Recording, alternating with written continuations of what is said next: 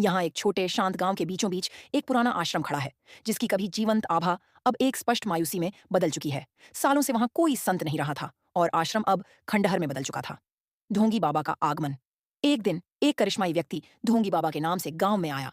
अपनी मीठी बातों और आध्यात्मिक ज्ञान की झूठी उम्मीदों से उसने जल्दी ही लोगों को अपने पीछे कर लिया। उसने इस पुराने छोड़े हुए आश्रम को अपना नया ठिकाना चुना, यह सोचकर कि इसके इतिहास से उससे प्रतिष्ठा मिलेगी। जैसे जैसे ढोंगी बाबा ने अपने भौतिकवादी कार्यों से उस पवित्र स्थान का अपमान करना शुरू किया, सच्चे संत की आत्मा जो कभी वहां रहा करती थी, अपनी नींद से जाग उठी। क्रोध और नाराजगी से भरी आत्मा ने प्रतिज्ञा की कि वह इस ढोंगी को आश्रम से निकाल बाहर करेगी। जल्द ही आश्रम में अजीब घटनाएं घटने लगीं।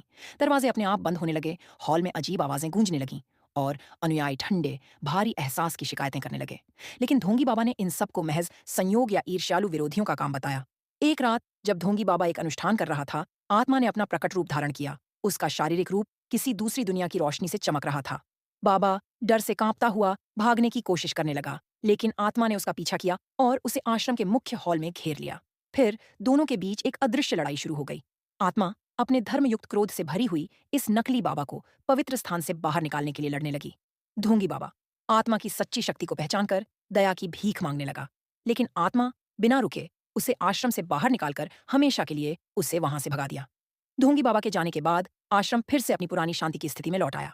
आत्मा, जिसने अपना कर्तव्य पूरा कर लिया था, इस संतोष के साथ शांत हो गई कि वह पवित्र स्थान, जिसे उसने कभी अपना घर कहा था, अब सुरक्षित था।